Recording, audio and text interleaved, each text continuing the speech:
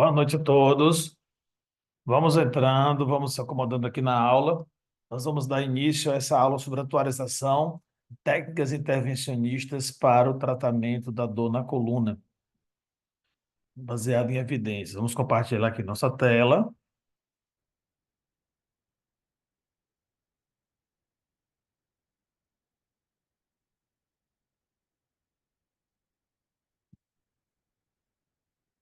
Todos estão me ouvindo? Sejam bem-vindos, Carol, Beatriz.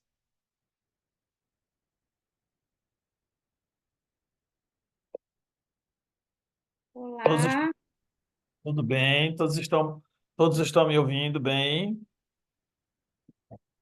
estou ouvindo muito bem você. Sim, então estamos ouvindo bem. Ai, Bia, tá bom. Vamos lá. Esperar entrar mais pelo menos uns cinco alunos, né? Isso, eu tô mandando aqui a mensagem. O e-mail também já foi disparado, mas demora um pouco. Pronto, A gente espera já uns cinco começaram a entrar. minutinhos, né? O pessoal já está entrando, Donento. Vamos Vamos lá. esperar um pouco, né? Esperar aí Vamos um esperar um pouco. pouco as pessoas entrarem. Isso.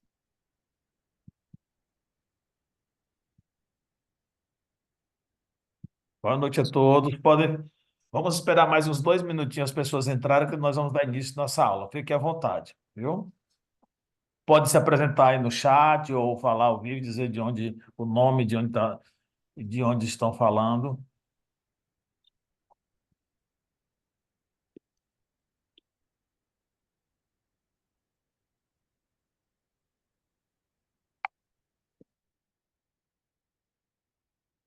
Vamos lá. Testando aqui os recursos.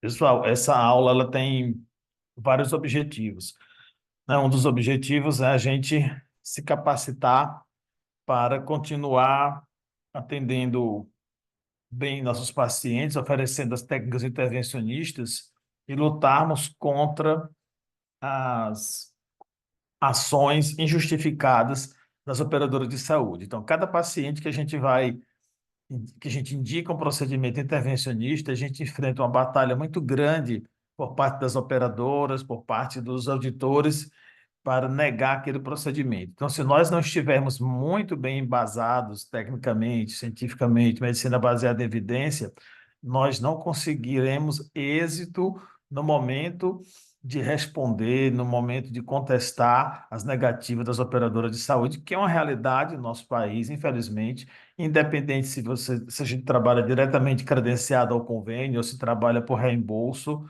as dificuldades elas são unânimes de norte a sul do Brasil e têm crescido muito nos últimos anos. Então, nós precisamos cada dia mais estarmos atualizados com essas técnicas intervencionistas do ponto de vista de medicina baseada em evidência. Então, esse é um dos propósitos dessa aula, a gente fazer assim um direcionamento, assim, mostrar um pouco de como a gente encontra boas evidências para nós podermos atuar na intervenção em dor.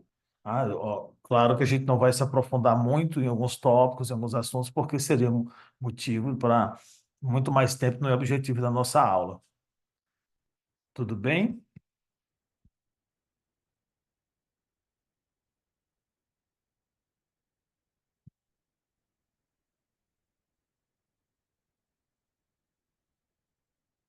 Então podemos começar? Ou vamos esperar um pouco mais?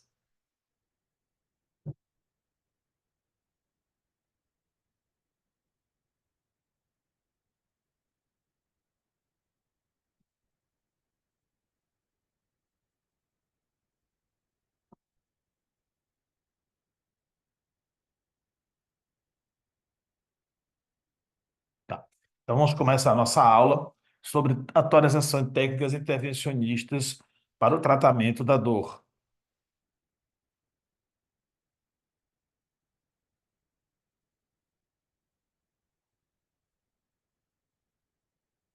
Sou o doutor Newton Magalhães, eu sou neurocirurgião funcional, sou um dos coordenadores aqui do projeto Dor Sem Fronteiras, de educação EAD em dor para todo o Brasil e também para a América Latina.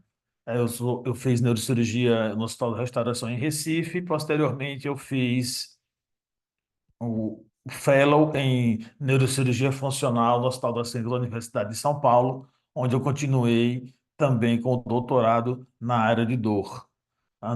Não temos nenhum conflito de interesse, o Projeto Dor Sem Fronteiras não tem nenhum financiamento da indústria, nem farmacêutica, nem de indústria de OPME. Bem, quando nós estamos diante de um paciente com dor crônica, com dor na coluna, é um desafio muito grande nós sabermos de onde vem a dor do paciente. Então, nós dividimos os pacientes inicialmente em dois grupos: aqueles que têm dor axial e aqueles que têm dor irradiada.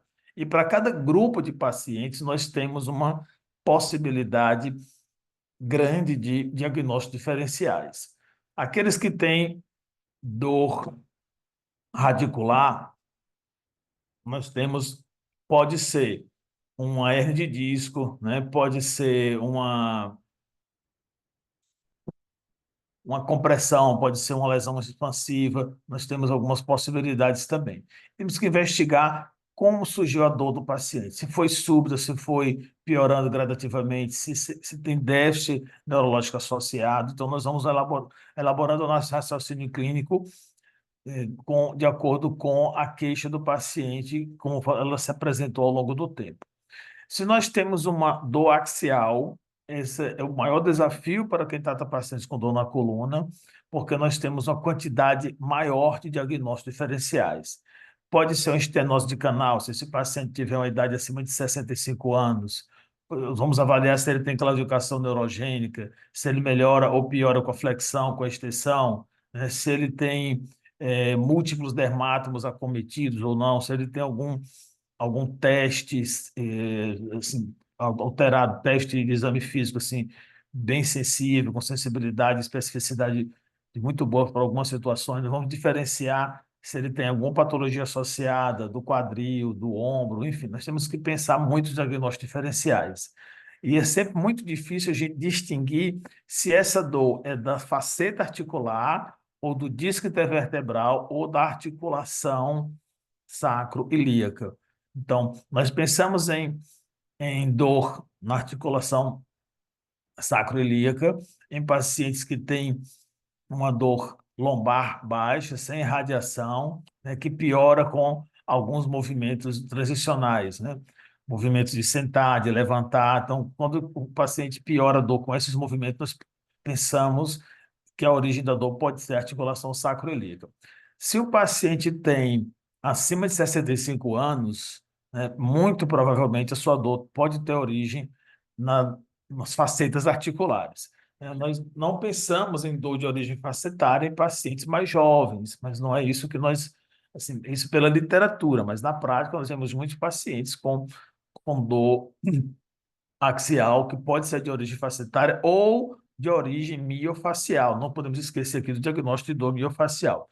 Quando o paciente tem abaixo de 45 anos, nós pensamos mais em dor de origem discogênica e vamos direcionando nosso exame físico para diferenciar esses grupos de pacientes. Então, é um desafio muito grande nós sabermos qual a origem da dor nestes pacientes, com dor axial, pacientes com dor radicular. E, para tanto, nós podemos lançar mão de técnicas intervencionistas para completar o nosso raciocínio clínico quando nós temos dificuldade de fechar o diagnóstico só pela anamnese, pelo exame físico. Então, muitas vezes nós indicamos o procedimento intervencionista para confirmar se a dor é naquela raiz, é naquele nervo que nós estamos pensando ou naquela estrutura, seja uma raiz, seja um disco, seja uma faceta articular. Então, os procedimentos intervencionistas para dor na coluna, eles não são apenas terapêuticos, estão em diagnóstico também de completar o raciocínio clínico. Qualquer estrutura, né, adjacente à coluna vertebral, ela pode ser a causa da dor. Então, nós podemos ter dor de origem discogênica, que como essa alteração Modic, nós podemos ter dor a partir de uma ruptura do ânulo fibroso, nós podemos ter dor a partir de um desgaste facetário, de uma degeneração articular em qualquer ponto da coluna. Isso pode confundir nosso diagnóstico. Além disso, nós temos também a dor de origem musculoesquelética. Então, isso é muito difícil na prática clínica nós distinguirmos qual estrutura está provocando a dor e naquele paciente que está à nossa frente. E por que que isso é muito importante? Porque nós precisamos definir o melhor tratamento para o nosso paciente, que pode ser desde o tratamento conservador, né, anti-inflamatórios, analgésicos simples, coadjuvantes, acupuntura, fisioterapia, né, passando pelos bloqueios, né, até, eventualmente, procedimentos mais invasivos quando há um déficit neurológico focal ou um déficit progressivo, ou quando há refratariedade aos métodos intervencionistas. Então, podendo chegar, eventualmente, até a fusão intervertebral naquele segmento para diminuir a dor. Então, existe uma trajetória muito grande, né, longa nesses pacientes. A jornada do paciente com dor na coluna, ela é uma jornada longa que pode culminar com uma cirurgia mais invasiva, eventualmente, ao longo da sua vida, da sua trajetória. Como nesse caso aqui, nós vemos uma listese, né, L5, S1, listese grau 2, 3. Aqui não há como a gente segurar esse paciente muito tempo com tratamento conservador, né?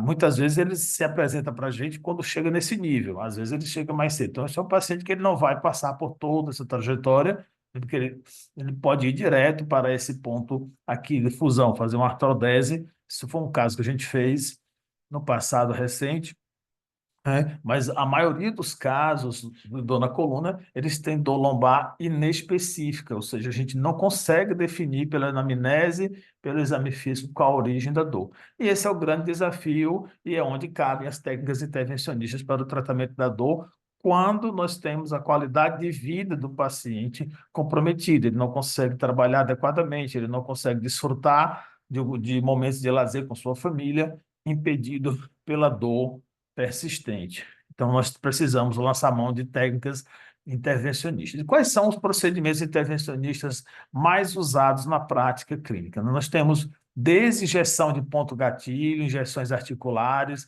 bloqueio de nervos periféricos, bloqueio facetário, injeções epidurais, técnicas de ablação ou de neuromodulação com radiofrequência.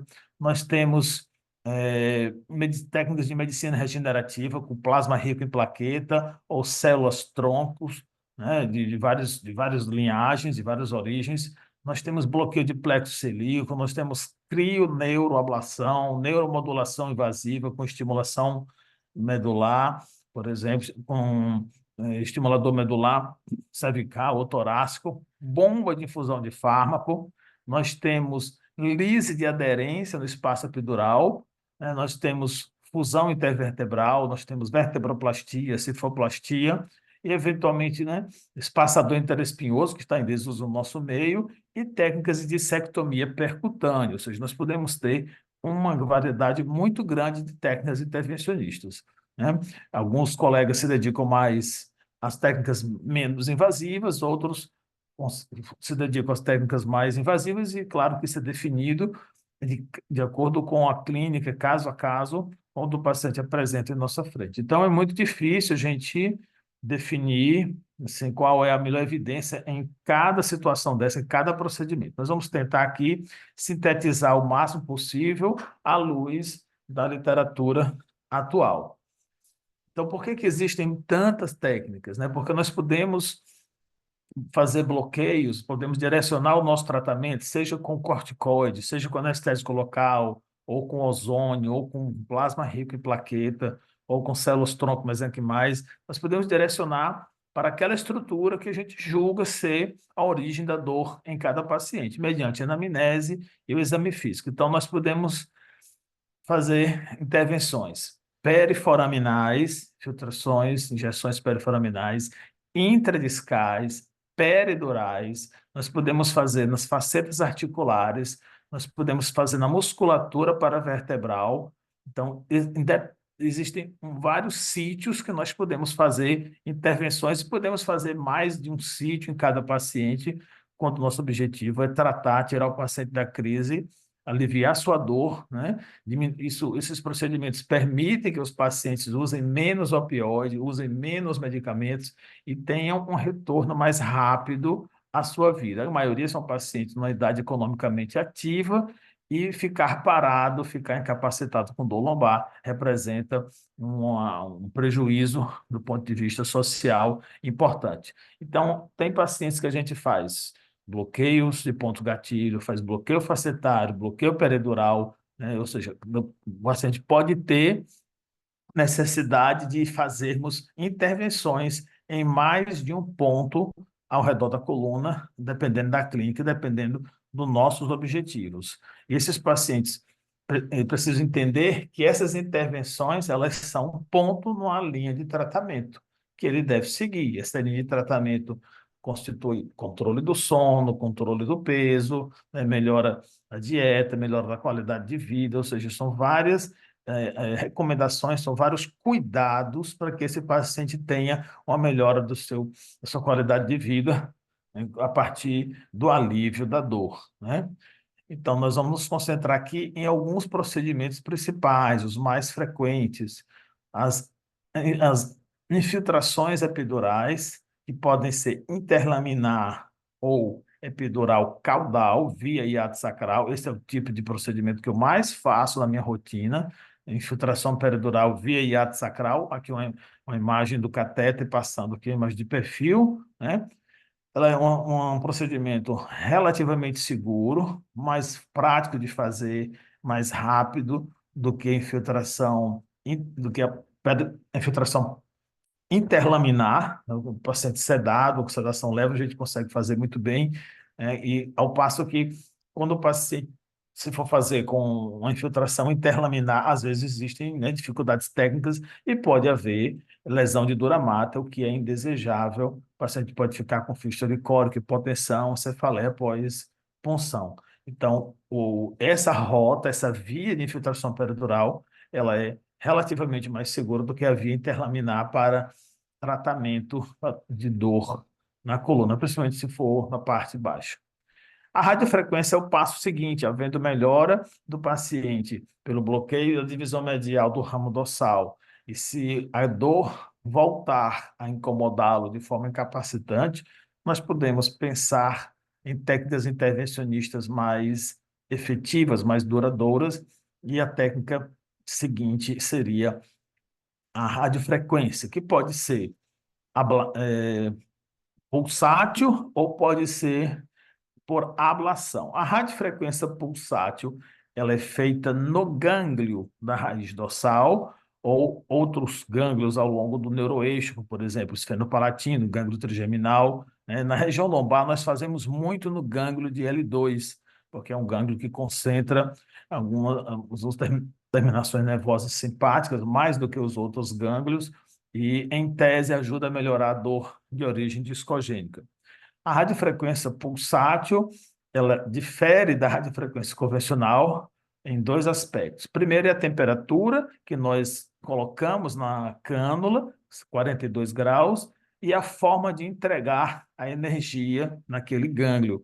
Então, são pulsos, né? São trends de elétrons que são impelidos aqui nesse gânglio durante 120 segundos a 42 graus. Então, não há destruição do corpo celular. Isso permite uma neuromodulação, como se eu fizesse um reset naquele conjunto de neurônios, e quando eles voltam a funcionar de forma muito próxima à forma fisiológica, né? E o paciente melhora a dor, né? Quando eu vou fazer uma ablação, divisão medial do ramo dorsal, que é essa parte aqui, meu objetivo é desnervar a faceta articular e a musculatura paravertebral, o músculo multifídio que passa aqui. Então, o que eu estou fazendo? Estou interrompendo a passagem do estímulo nociceptivo para a medula, consequentemente para o sistema nervoso central. Então, eu faço essa desnervação em vários pontos, em cada faceta articular seja da região cervical, da região dorsal ou da região lombar, com o intuito de interromper o estímulo nociceptivo para que o paciente assim diminua sua dor e ele consiga reabilitar. Então, o bloqueio ele tem uma ação mais rápida, geralmente 3 semanas, 3 a 6 semanas. Ao passo que a radiofrequência, ela, em tese, tem uma eficácia maior, em torno de 8 meses a 2 anos. E por que que essa eficácia é tão curta? Porque os nervos voltam a reinervar-se e o paciente pode voltar a sentir dor dessa região. Sobretudo se ele não tiver feito perda de peso, se ele não tiver feito outras medidas que são necessárias, né? E de onde nós tiramos as evidências para embasar a nossa aula de hoje?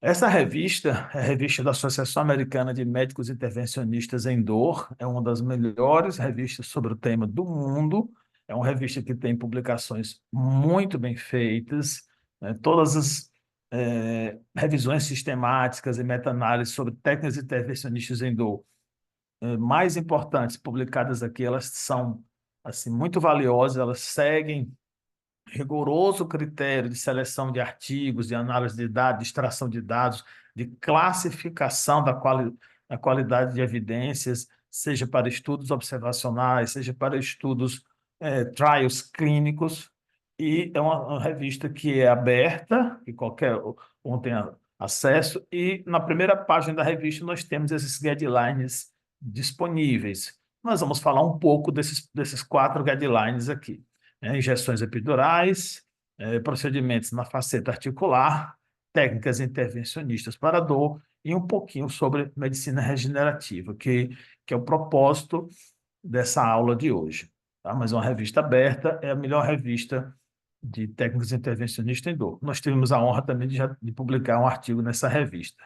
Então, nós vamos nos concentrar nesses 4 guidelines, que são grandes. Nós vamos aqui fazer uma síntese assim, muito resumida dos principais pontos, assim, os principais pontos relevantes destacados nessas meta-análises.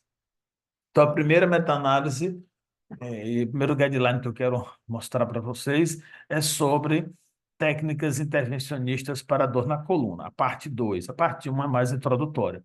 Então, esse primeiro artigo ele foi publicado há mais de 10 anos, em 2013, e a tendência é eles publicarem guidelines com técnicas isoladas. Isso é muito grande, não, quase 300 páginas. Eu imagino que é um trabalho assim, hercúleo, mesmo para quem tem uma equipe mais organizada como essa revista, mas eles não têm repetido esse feito. Nós vamos mostrar o que eles fizeram depois.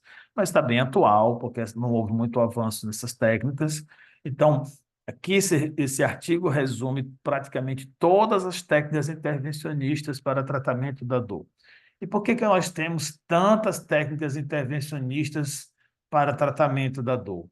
Porque não é difícil, né, a gente fazer um trabalho, eu falo assim, a gente, os médicos em geral, fazer um trabalho com técnicas minimamente invasivas para a dor na coluna. Você faz uma série de casos, 50 casos, 40 casos, o risco de complicações são baixos, né? E daqui a pouco você tem uma nova técnica intervencionista. Com o passar do tempo, se comprova que aquela técnica não tinha tanta eficácia quanto os trabalhos iniciais, porque a série foi pequena, e depois ela deixa de ser usada, como nós temos aqui alguns exemplos que eu vou falar, como o IDET, o Decompress e outros, né? Então, vamos seguindo aqui a nossa lógica. Então, nós temos aqui, né, evidência para coluna lombar, né?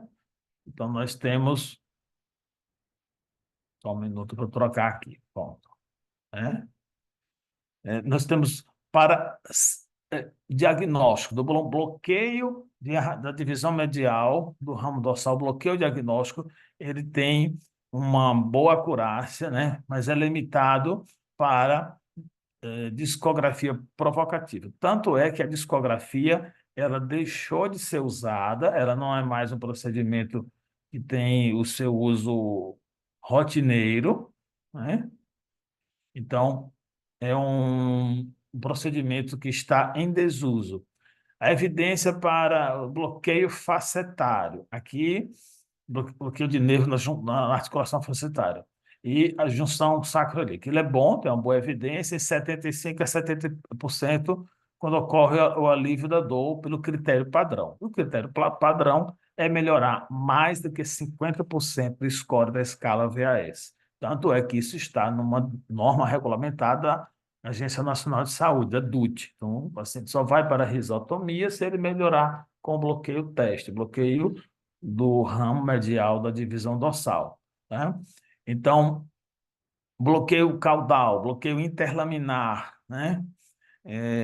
Para hernia de disco ou radiculite ou epidural, ele é razoável para dor, ele é bom para manejar esse tipo de dor, e ele também para dor discogênica sem herniação, sem radiculite, tá? Ou, estamos aqui olhando aqui, ou bloqueio epidural também. Então, é limitado para transforaminal, ou seja, se nós queremos ter uma melhor analgesia do paciente, a gente tem que procurar uma técnica que seja mais abrangente, como a técnica caudal ou a técnica interlaminar.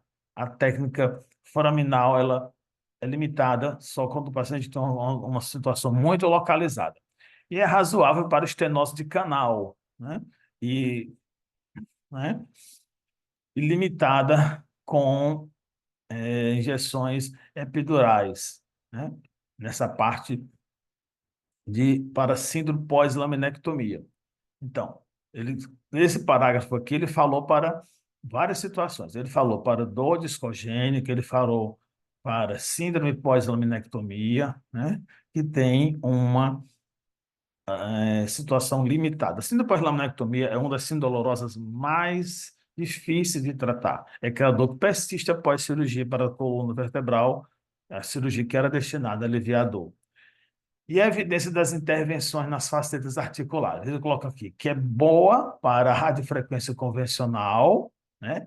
Aqui para a faceta, limitada para a radiofrequência pulsátil, razoável para bom para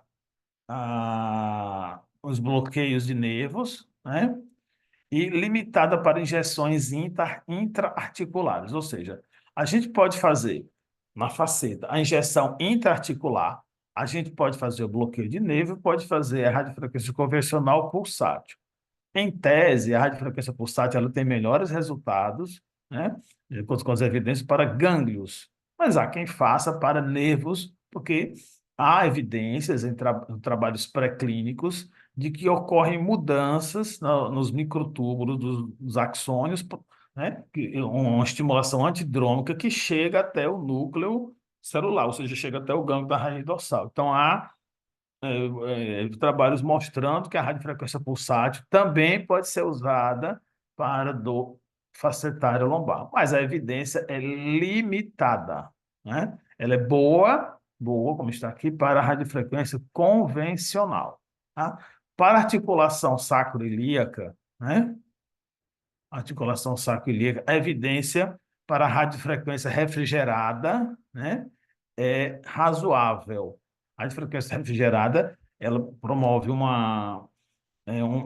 depois do aquecimento, ela promove tem um mecanismo, ela promove, ela joga água, bem simplificando, joga água naquele local onde a gente fez a lesão, e era como se provocasse ali um choque térmico no nervo, e aquilo aumenta a área de lesão, né? Então, ela é razoável em termos de evidência, limitada, perdão, é limitada para injeções intraarticulares e periarticulares, isso na articulação sacroiliaca. Limitada para radiofrequência pulsátil e convencional na articulação sacroiliaca. Então, radiofrequência para articulação sacroiliaca não é muito boa, ou seja, as evidências são limitadas a razoáveis a boa. Para adesiólise percutânea. Então, esse procedimento significa desfazer aderências, né? Principalmente naqueles pacientes que foram operados para cirurgia na coluna e não melhoraram. Então, a evidência é razoável para manejar a dor lombar e a dor na perna secundária a síndrome pós-laminectomia, ou seja, uma evidência razoável, né? Independente de se for, do que foi utilizado na adesiólise. Se é uma adesiólise mecânica apenas, ou associada a esteroide, ou associada a anestésico local, ou ozônio. Para esse procedimento aqui, AIDET, intradiscal eletrodermoterapia, ou biacoplastia, a evidência é muito limitada, né? E para o disc TROD. Então, são procedimentos, o AIDET, ele caiu por terra com um trabalho que foi feito há uns 10 anos atrás, né? A gente introduzia uma cano, uma lingueta, assim, como se fosse um bipolar mais flexível, ele se enrolava todo no disco, e a gente fazia ali durante 15 minutos, 80 graus. A gente fritava o disco intervertebral, né? A biacoplastia, você faz uma punção, uma de cada lado, e aqui passa a corrente elétrica dentro do disco também, pelo mesmo tempo, 80 graus, 10 a 15 minutos, ou seja, fritava o disco intervertebral. Então, esses procedimentos, com o passar do tempo, nos últimos 10 anos, foram caindo em evidência e os trabalhos praticamente não tem mais. No Brasil não tem mais, são procedimentos que foram descontinuados aqui no Brasil. Para procedimentos de descompressão discal, esse APLD, que é a sigla no português, são procedimentos que são dispositivos que a gente introduzia no disco. Ele tinha um jatinho de água e ele triturava o disco a partir desse jato de água. Ao mesmo tempo que ele jogava água, ele aspirava, né? Ele tinha um mecanismo. Então, as evidências também limitadas, e eles não são mais usados no Brasil. Não sei se eles estão ainda autorizados, o mercado retirou, sei que não tem mais no Brasil. Assim como o decompressor também, e a nucleoplastia. Poucos colegas, né, poucos lugares têm distribuidores, têm acesso a esses procedimentos. Não estão proibidos, não estão proibidos. Então, eles carecem de evidência científica e caíram no desuso. Tá? Para a coluna cervical, né, a discografia provocativa é limitada. Por que se fazia muita discografia? Para saber se a dor é de origem discogênica ou não, né? Agora, o bloqueio de nervo, do nervo que inerva as facetas articulares, ele tem uma evidência boa, né, com os critérios padrões, né, então de 75%, né, dos bloqueios, ou seja, de positivos, de taxa de fator preditivo positivo. E a evidência é boa para bloqueios epidurais interlaminar cervical, para aliviar a dor na coluna cervical, secundária à hérnia de disco ou radiculite, né? E razoável para dor axial e dor discogênica na região cervical, estenose de canal e síndrome pós-cirurgia na coluna cervical. A síndrome pós-cirurgia, pós-laminectomia na coluna cervical, ela é muito rara, muito menos frequente do que na coluna lombar. Na coluna lombar, a síndrome pós-laminectomia, ela pode acontecer em até 40% dos casos. Na região cervical, ela acontece em torno de 8 a 10% dos casos. A gente não se sabe bem por quê, né? Porque essa coluna lombar, talvez porque ela, ela recebe mais o peso do corpo, a ação da gravidade, enfim, mas é muito mais difícil síndrome pós-laminectomia na região cervical. Quanto às intervenções na faceta cervical, ela é razoável para radiofrequência, né, com neurotomia, né, e bloqueio, e limitada para injeções articulares. Então, em tese, né, as evidências para a faceta articular cervical, ela é menos, né, tem menos evidência do que para lombar. Na região torácica, discografia provocativa também é limitada, né? Agora, para o diagnóstico, ele também tem a mesma acurácia dos bloqueios na região cervical, né? E a evidência de injeções na região torácica, ela é razoável, ela não é muito boa. A gente evita fazer bloqueio epidural torácico. Por quê? O canal é muito estreito. Se houver um erro de punção, um acidente de punção, facilmente a gente pode atingir a medula torácica. Então, pouquíssimas situações, na minha prática, que eu faço bloqueio epidural torácico, muito raro mesmo. Agora, quanto aos bloqueios, né, de nervo, com objetivo terapêutico, né, na região torácica, as evidências são limitadas, são razoáveis a limitadas, né? A neurotomia por radiofrequência é evidência limitada, né? E injeções intraarticulares na região torácica não tem evidência, ou seja, não tem trabalhos disponíveis na época desse guideline. E para os implantes, né? Implante de estimulador medular ou bomba de morfina, né? Para o estimulador medular, a evidência é razoável e para a bomba de morfina, do ponto de vista de metodologia científica, ela é limitada. E aqui nós temos uma crítica, assim, a gente nunca vai ter, gente, um estudo classe 1 com estimulador medular ou com bomba de morfina, tá? Por quê? Porque a gente não vai ter, primeiro, questões de dinheiro, de recursos, você não tem como colocar um paciente, fazer uma cirurgia, colocar um estimulador num paciente, e no outro você fazer uma cirurgia, mesma coisa, fazer uma cirurgia, colocar um estimulador, uma cirurgia que envolve sérios riscos, e você fazer um paciente cego, um estudo duplo cego randomizado, né? Um paciente estimulando e o outro lá com estimulador sem estimular. Primeiro, porque o paciente vai sentir que não tem nada estimulando. Então, não tem como cegar, não tem como dizer. Aquele que está estimulando, obviamente, que vai referir uma melhora, né? Bomba de morfina do mesmo jeito. Não tem como você implantar uma bomba de morfina, né, num paciente, colocar morfina e no outro você implantar e colocar soro fisiológico, colocar solução salina e acompanhar esses pacientes. Os pacientes vão perceber claramente que não tem morfina ali. Do ponto de vista ético, né? É muito difícil conseguir a aprovação. Então, tem situações, existem técnicas intervencionistas que não vai ter estudo classe 1. Então, as evidências elas vão ser assim, razoáveis, boa, limitada, durante muito tempo, né? Provavelmente exista algum país onde as condições, né, dos comitês de éticas sejam menos restritas do que no Ocidente, né? Nós sabemos disso, que alguns países do Oriente nem tem comitê de ética, enfim, não quero comentar aqui porque não é o objetivo da nossa aula, mas explicando por que algumas técnicas não vão ter evidências boas, evidências grau 1, grau 2, porque do ponto de vista ético, do ponto de vista técnico, a gente não tem como fazer trabalhos com a metodologia assim, top assim, é, nível 1. Qual é o melhor tipo de trabalho? É um trial duplo ou cego randomizado, ou seja, nem o paciente sabe o que está implantado, o que está recebendo terapia, nem o avaliador. Então, isso a gente não consegue com dispositivos implantáveis. Então, as evidências das técnicas intervencionistas, elas são razoáveis para boa em 62% dos pacientes para diagnóstico e 52% para as intervenções terapêuticas. E nesse guideline da Pain Physician, que é um dos mais bem feitos que nós temos até o momento, tá?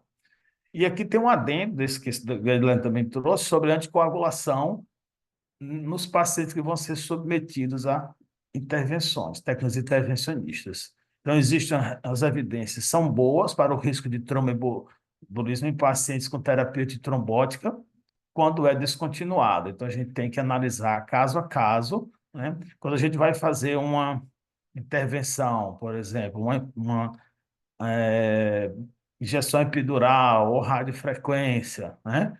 Existem evidências, né, de que o paciente pode evoluir com risco de tromboembolismo, ou se a gente não suspender, ele pode evoluir com hematomas epidurais.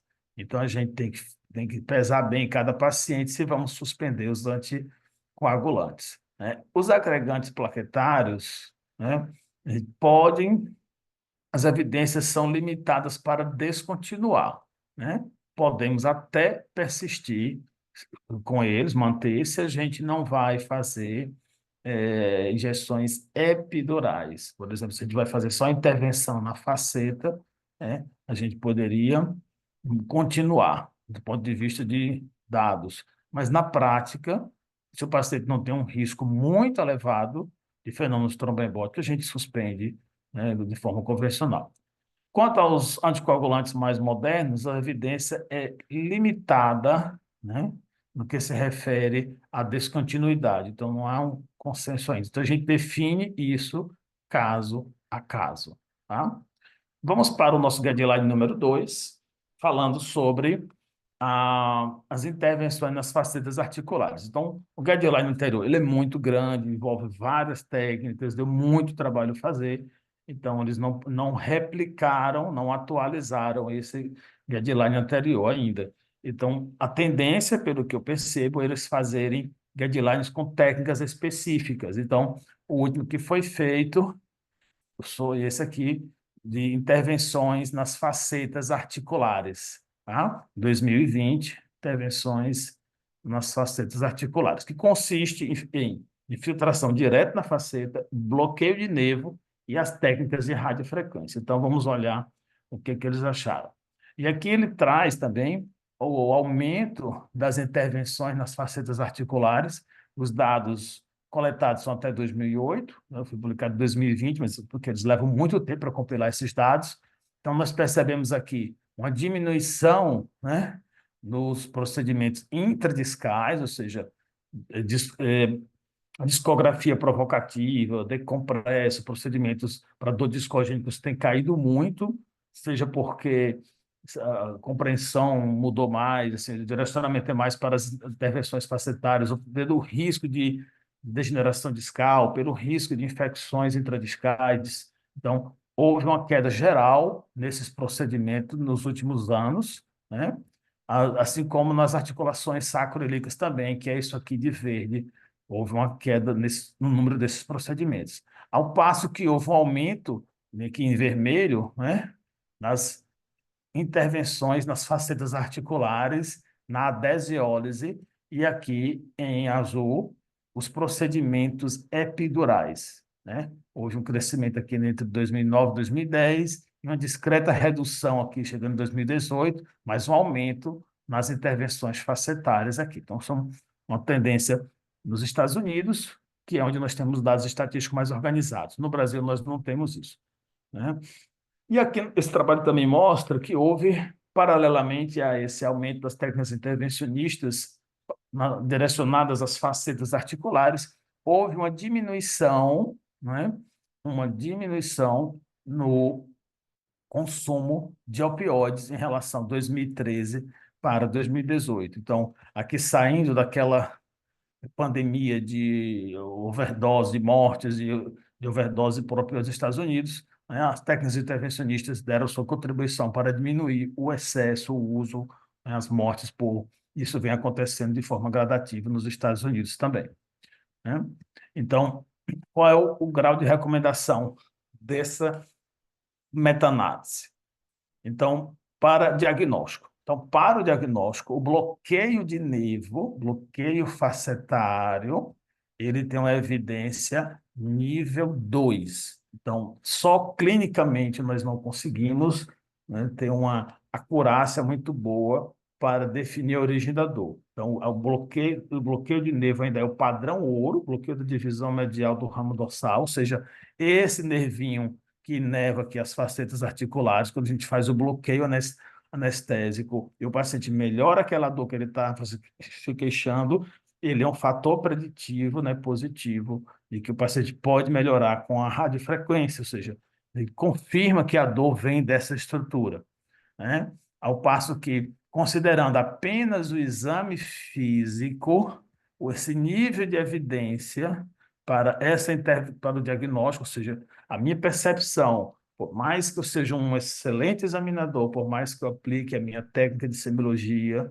neurológica, semiologia ortopédica, semiologia de paciente com dor, o nível de evidência ainda é fraco. O padrão ouro para diagnóstico de dor de origem facetária ainda é o bloqueio de nervo, né?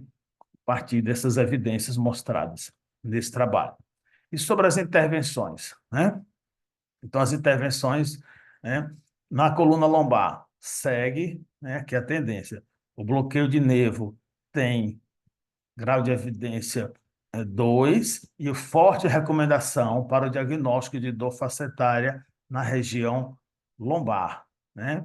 10 relevantes estudos foram incluídos, né, sobre esse tema, esse tópico, né, para alívio da dor com mais anestésico local com alívio da dor em mais de 80% deles. E a prevalência, né, de falso positivo até 40% e de alívio da dor em até 47 a 80% de alívio. Na região cervical, também, na coluna cervical, nós seguindo aqui, grau 2 de evidência para os bloqueios diagnósticos. 10 estudos mais bem controlados, com anestésico local, mostrando alívio em mais de 80% deles. E a prevalência de falsos positivos foi um pouquinho maior, de 60%. Na região torácica também, grau 2, ou seja, um estudo muito detalhado, mostrou bloqueio de nervo na região cervical, na região lombar, na região torácica, mostrando que a evidência é grau 2 para diagnóstico de dor de origem facetária.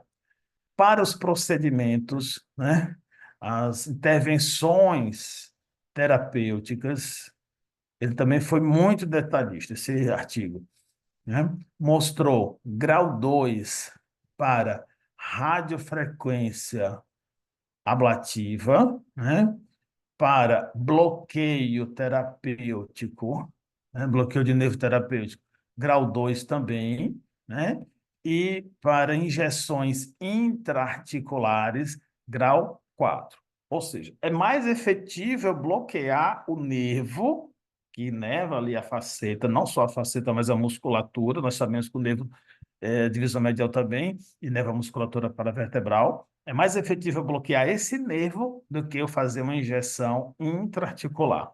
Isso está mostrado, isso tem evidências, né? E quando ele chama de bloqueio terapêutico, quando ele envolve também corticoide. Quando eu falo de bloqueio simples, bloqueio teste, eu estou falando apenas de bloqueio com anestésico local, quando eu estou apenas querendo fazer o bloqueio teste naquele paciente que eu vou evoluir provavelmente para uma radiofrequência. Quando eu faço o bloqueio terapêutico, eu tiro o paciente da crise, né, e vou reabilitar aquele paciente. Ele pode evoluir para uma radiofrequência ou não. Então, essa é a diferença do bloqueio anestésico, um bloqueio teste simples, para um bloqueio terapêutico, que ele chama aqui. Bloqueio terapêutico envolve corticoide, anestésico e corticoide. E a radiofrequência é grau 2, tá? Com estudos com melhora a longo prazo. 4 estudos importantes. Na coluna cervical, também segue a mesma tendência, mostrando grau 2, né?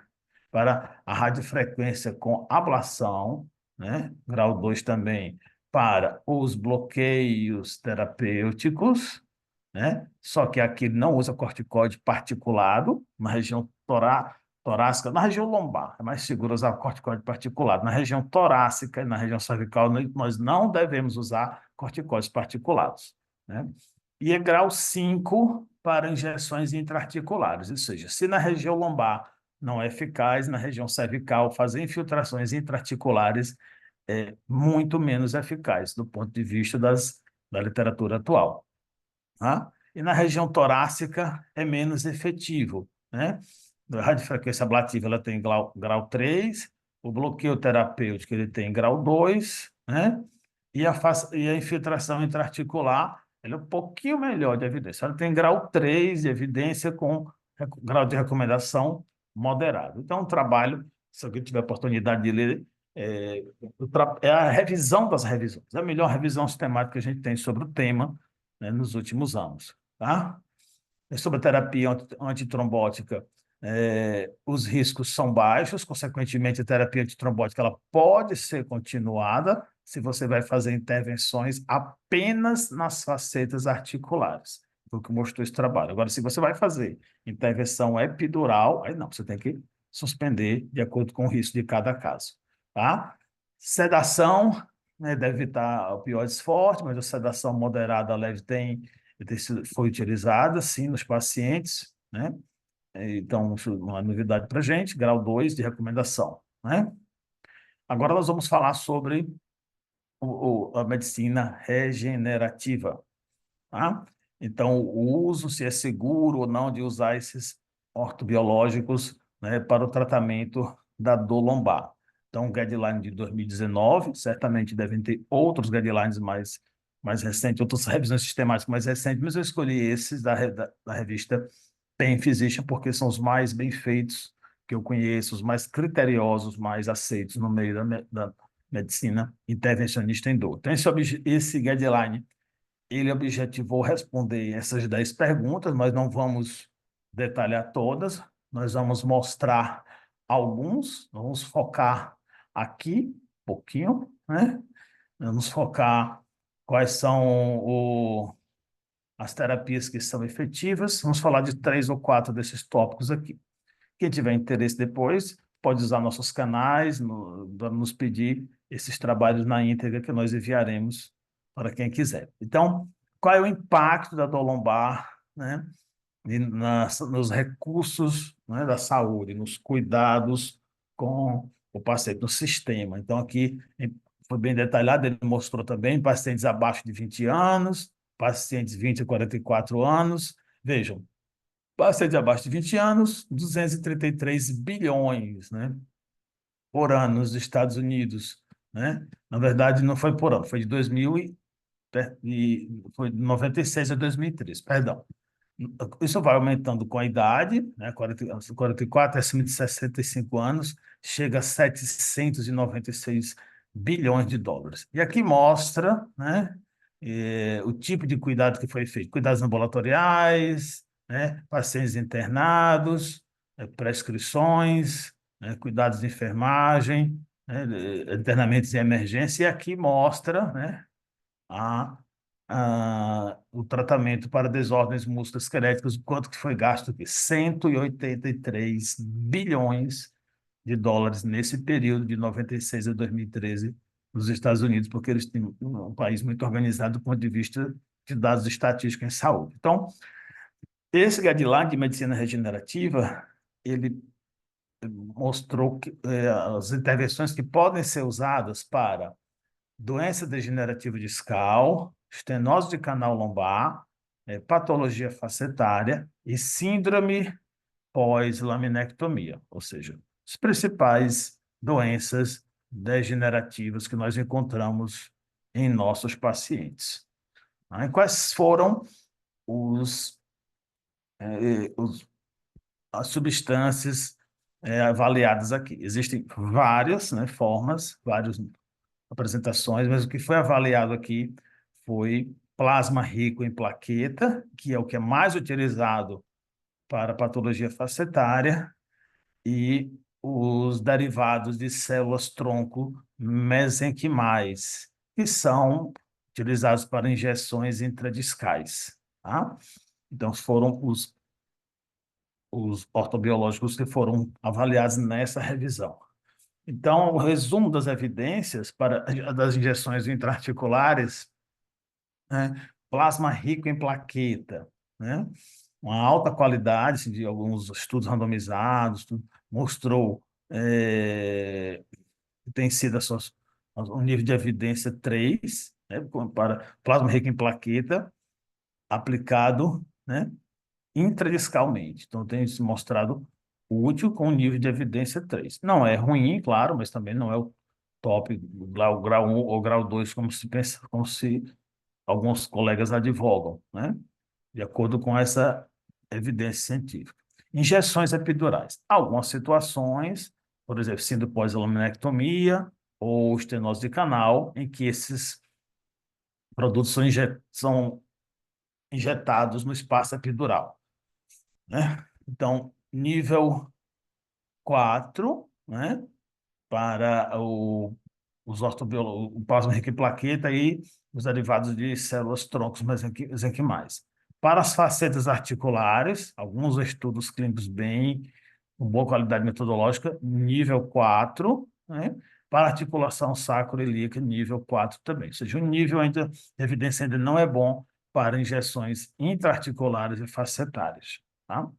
Qual é a conclusão desse guideline? Que, baseada na síntese de evidências atuais, né, no final ele conclui, nível 3 de evidência para injeções de plasma rico em plaqueta, né, e células-tronco mesenquimais, injeções intradiscais, grau 3 de evidência. Os dois produtos principais, plasma rico em plaquetas, que é esse aqui, e células-tronco mesenquimais. Nível de evidência 3. Tá?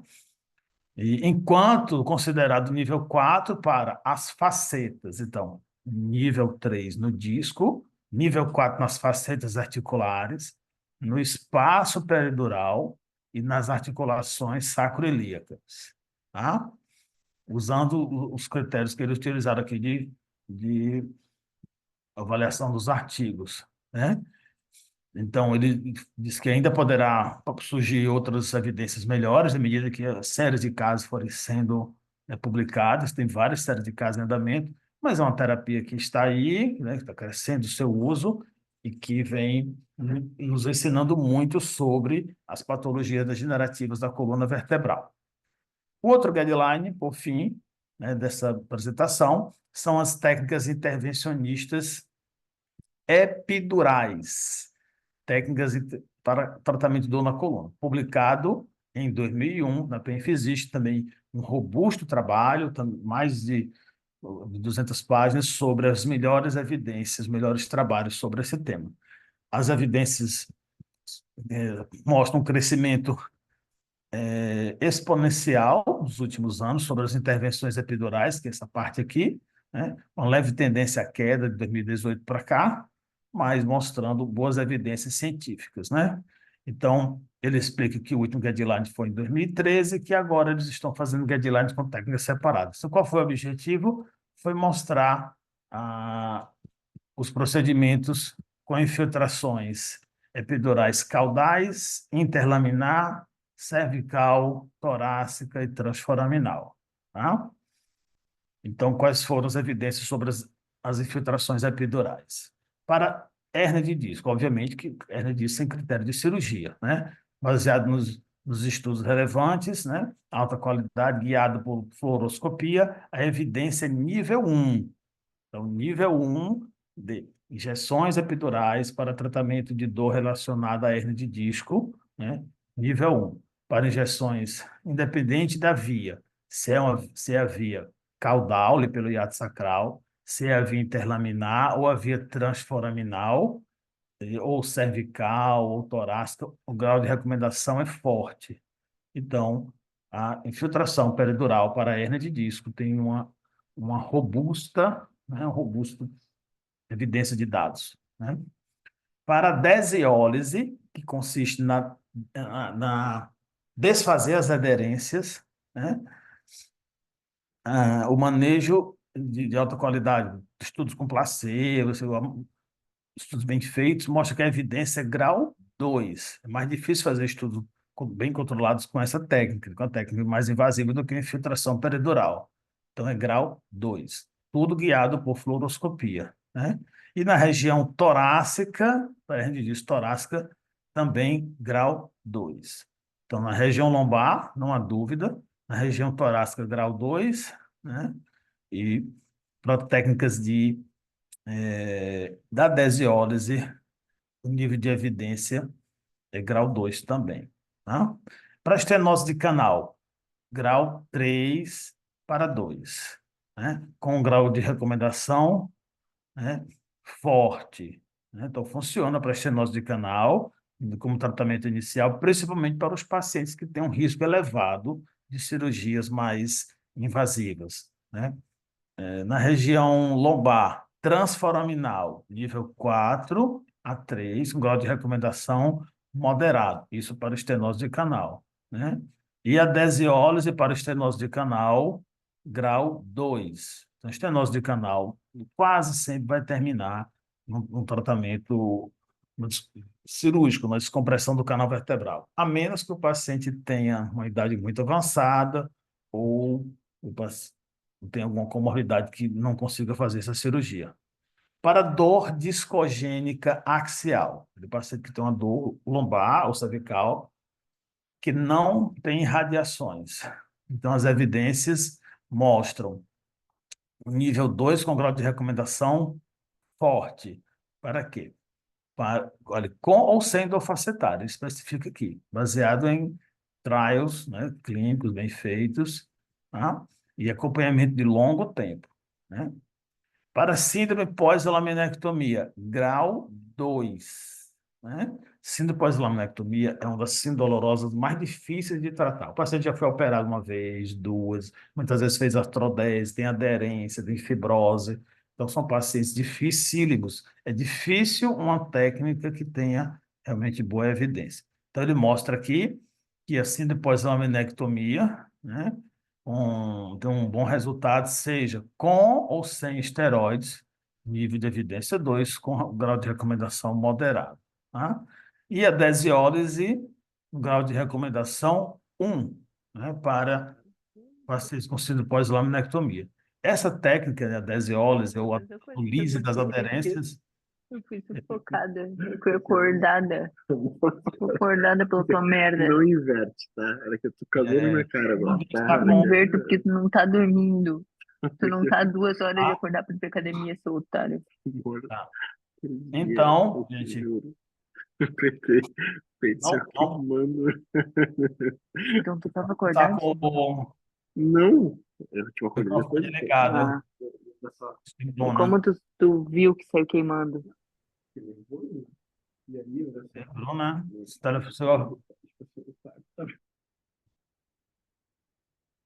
Vamos lá, vamos continuar aqui. Gente, então, para finalizar aqui essa apresentação de hoje, nós não podemos esquecer o conceito de dor, que evoluiu muito desde aquele conceito inicial, que era apenas a transmissão de um impulso nociceptivo para o cérebro, mas ao longo do tempo, com a evolução dos conhecimentos, né, nós sabemos hoje que a dor é mais do que nocicepção, é um fenômeno muito complexo que envolve muitos fatores, né?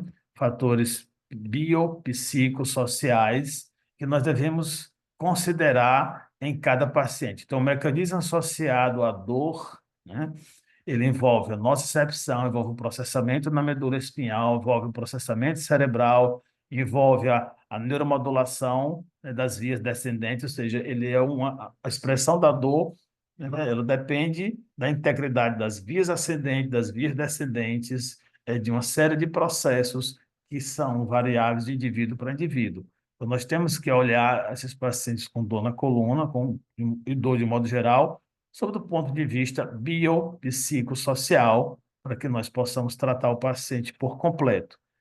Lembrando que as melhores práticas para o manejo da dor, né, requer, já tem um robusto material mostrando que as melhores evidências para tratamento da dor, os melhores resultados são conseguidos quando nós levamos em consideração esses fatores, né? Os fatores sociais, os fatores psicológicos, os fatores biológicos individualizados em cada tratamento. Então, a mensagem final que a gente deixa aqui é que cada procedimento intervencionista, né, ele deve ser individualizado, né, nos pacientes.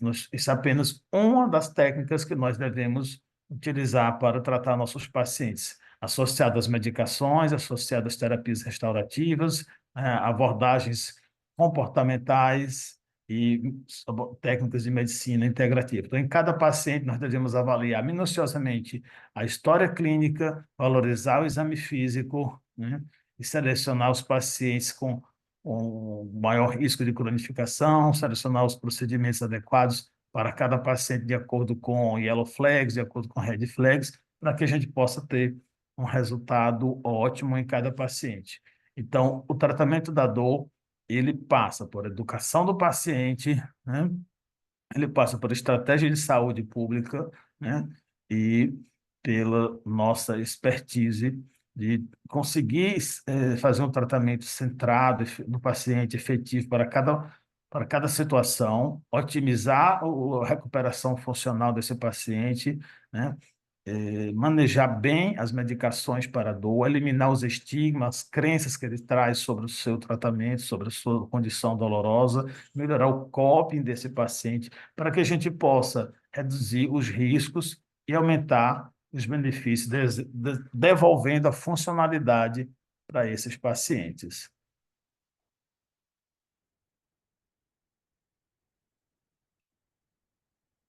Tudo bem?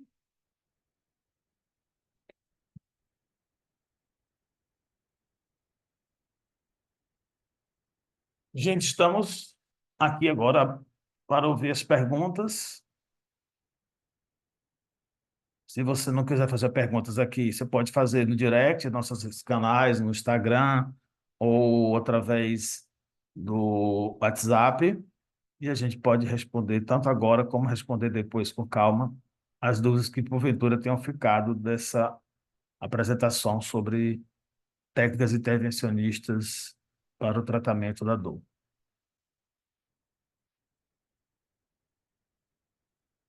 Alguém tem alguma pergunta?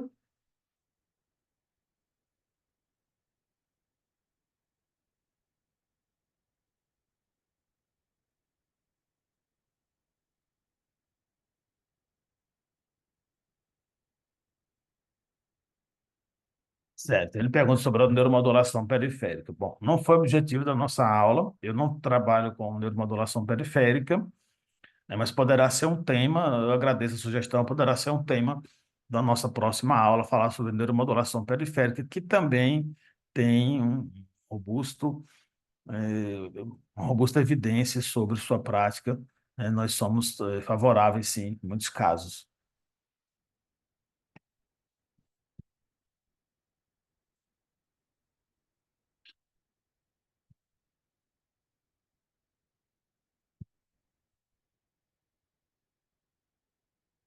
Então, como não temos pergunta até o momento, nós vamos encerrar essa apresentação e as dúvidas podem surgir, que surgir podem ser tiradas através dos nossos canais do Dor Sem Fronteiras, ou dos grupos do WhatsApp, ou do nosso Instagram pessoal.